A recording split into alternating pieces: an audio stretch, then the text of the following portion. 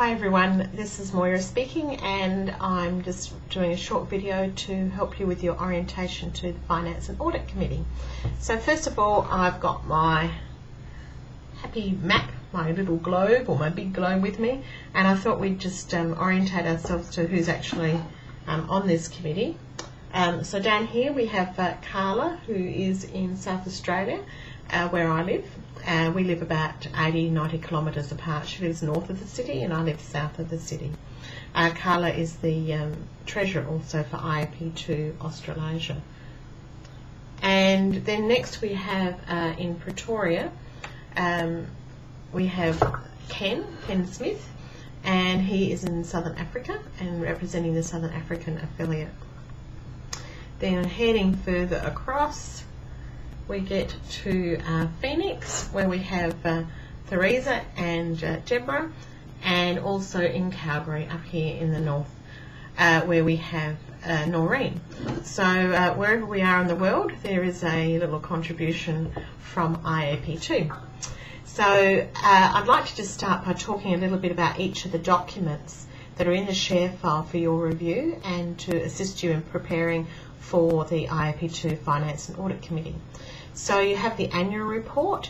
The 2010 annual report has been available for some months now, and it's available on the website as well if there are any members in your affiliate wanting to know more about IAP2's financial and reporting status. Last year was the first year that IAP2 had a full year as an accrual system. Prior to that it was only on cash. So you'll notice some differences then in that if you're going back to previous years.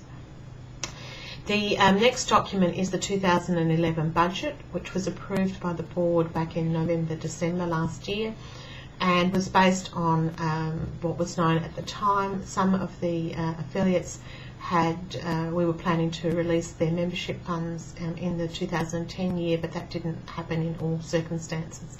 So the budget would normally have a quick mid-year review, which is not a complete revision of the budget, but just really tweaking, and that job will be undertaken at the end of July once the half-yearly result is formalised and worked through. There will be a number of things that need to be addressed in that budget. The primary two projects for this year have been, and continue to be, the Innovation Project, which we've already had phase one, which was the Innovation Summit, and this is the revision and new materials, teaching and learning materials for the certificate program, and it represents the single largest investment IAP2 has ever made. Also the appointment of a professional development manager, 0.6 or 3 days a week, and Antonia Cacciani. Dr. Cacciani is from Bologna in Italy, and she was appointed earlier in the year.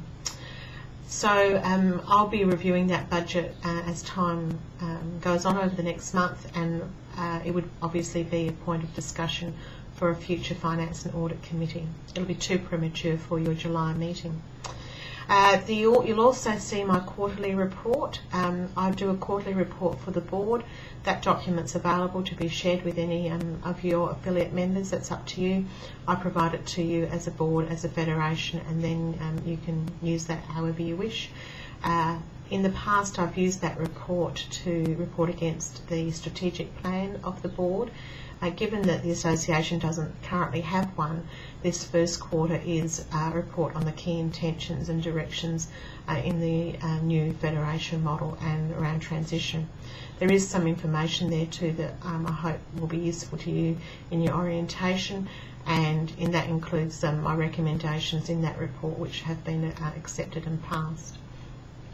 There's the terms of reference, which you've all seen before as well, for your committee, and that information was developed and delivered to the board through Theresa Gunn in her role as treasurer on the board. There's also accompanying that document is the agenda item that was presented to the board to form the committee. There are a couple of financial statements there for your information and for orientation, including the notes and how they get presented internally from me to Theresa, so that you can see how that information is communicated, and also a short extract from the legacy report. This report was commissioned by the previous board and delivered to that board to gather up all the learnings and lessons, good and bad, from the previous years of the association to pass on to the new Federation board. It's offered only as advice and guidance, it's not as a direction, so it's entirely up to you how you take on board that information. So those are key documents that are in the share file, and I really encourage you to review them and become familiar with them as you commence your work on this committee. The next thing I just want to say is that there are a couple of large items for your immediate attention, and Theresa will be briefing you, no doubt, about this when you first meet. And that is that the licence fees for the certificate program are usually sent out and advised to all licensed trainers in July, so that they're able to plan for their year ahead. So they get that information 6 months before they come into being. IAP2 has a calendar year as its fiscal year, so starts on January 1 and ends on December 31st. And many trainers also operate in that kind of context as well. I'd like to just bring that to your attention, because there will need to be some work around that, particularly if you're considering engagement with the trainers in making a decision about any changes in fee structure. The primary and sole, at this time, sole source of income, apart from a tiny little bit from copyright and a small amount from core values awards, comes from the licence fees.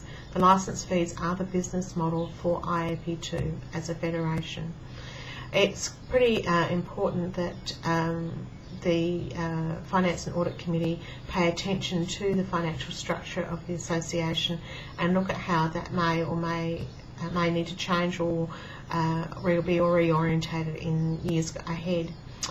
The board are setting their strategic plan at the moment, and they will intend to have that work complete in October, and so after that the next big piece of work will be to operationalise that through a budget. So that'll be your main piece of work in the last part of the year. I hope this has just been a general overview, a bit of information to support your orientation to this committee.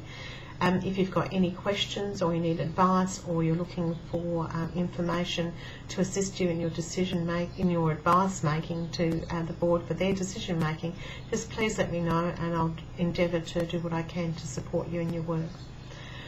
I look forward to meeting you on the phones again soon, and seeing you all then. Bye bye.